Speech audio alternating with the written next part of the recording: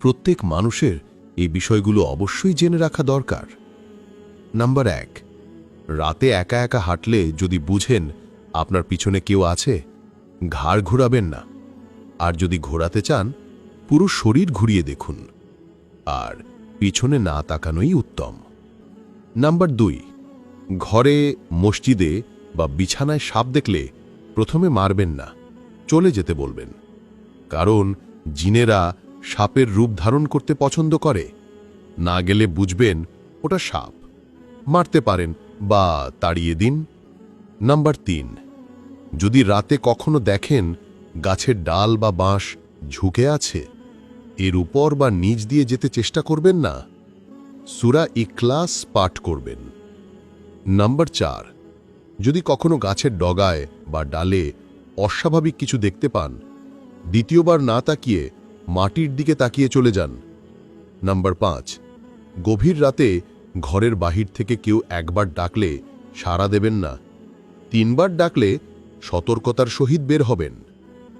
Number 6, যদি রাতে আপনার রুমে এসে দেখেন আপনি আপনার রুমে বসে আছেন, ভয় না পেয়ে চোখ বন্ধ করে আয়াতুল কুরসি পড়বেন, তারপর চোখ খুলুন।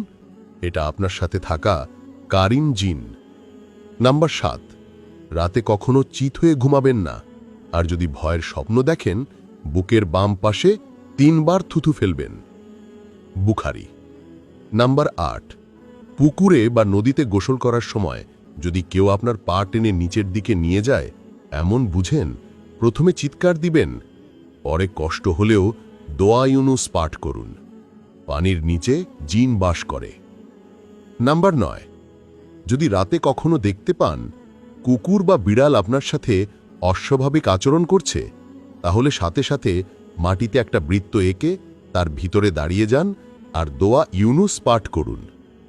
নাম্বার 10, যদি কখনো রাতের বেলায় পথ হারিয়ে ফেলেন বা একই রাস্তায় বারবার চলে আসেন বা গন্তব্য মনে পড়ছে না, আজান দিবেন, ঠিক হয়ে যাবে। গয়রান নামক জিন আপনাকে ঘোরাচ্ছে। নাম্বার 11, রাতে ঘুমের মধ্যে যদি দেখেন আপনার বুকে কেউ ভর করে আছে, চিৎকার দেবেন না, লাভ নেই, কারণ আপনার চিৎকার কেউ শুনতে পাবে না। আপনার জানা যে কোনো সূরা বা আয়াত পাঠ করবেন। নাম্বার 12, মরা মানুষের আত্মা আপনার সামনে ঘুরে বেড়াচ্ছে, এমন কিছু ঘটলে ভয় না পেয়ে আয়াতুল কুরসি পড়বেন। জিনেরা এমনটা করে থাকে, শুধু সালাম দিয়ে চলে যান। নাম্বার 13, কবরস্থান পবিত্র জায়গা হলেও সেখানে জিন থাকে, সতর্ক হওয়া উচিত। নাম্বার 14, আয়নার মধ্যে জিন প্রবেশ করতে পারে, তাই পর্দা দিয়ে রাখবেন।